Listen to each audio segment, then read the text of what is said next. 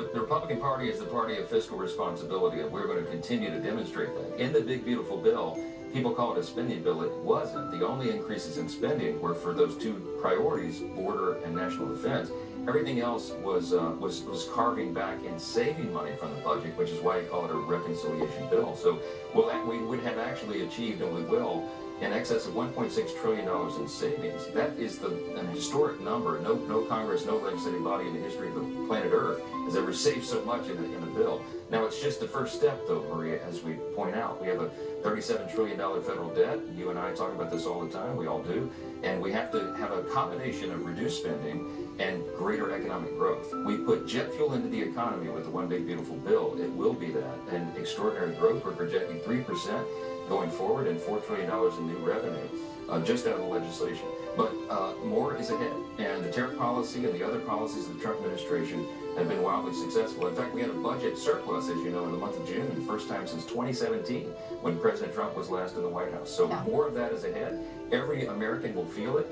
And the Big Beautiful Bill was geared and written for lower and middle class earners in the country. They're going to be feeling really good as we go into that midterm election in 26. I'm really glad you mentioned the surplus. I was going to raise that because there was so much hysteria over President Trump's tariffs, and yet look what it is getting you. $100 billion in tariff revenue on an annualized basis, actually creating a surplus.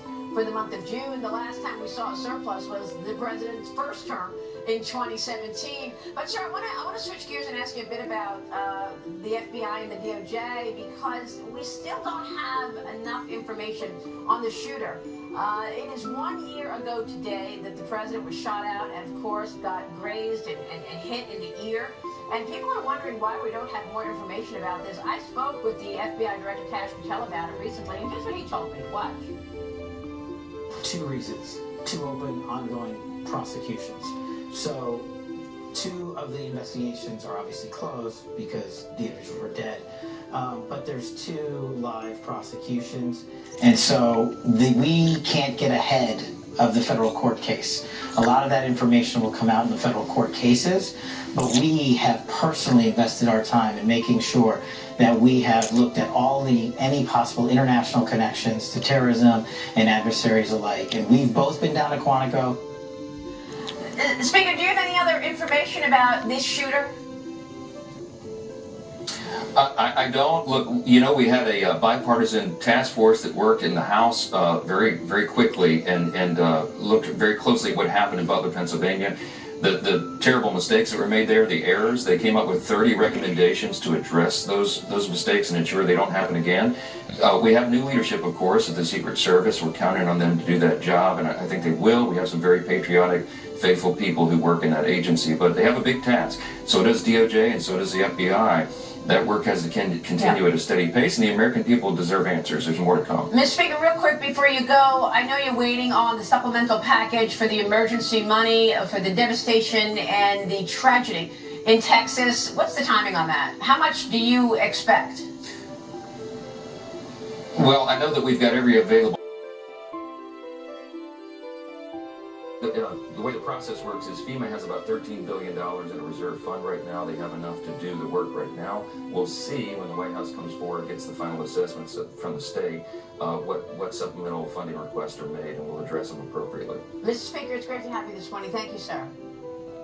Interesting information. Speaker Mike Johnson, thank you. And now this. Thank you, Jesus, for watching over all of us. President Trump told me that he does not believe that the Iranian regime moved any enriched uranium before the U.S. struck those 3 facilities. Do you agree with that? Do you believe that Iran has hidden any enriched uranium? Well, we think we know where it is. It's sort of buried underground. And we don't have contrary information. That's our intelligence too. But I think, you know, it's like we had 2 lumps of cancer. You know, one was that could kill you. One was the nuclear cancer, and they were rushing to weaponize their enriched uranium.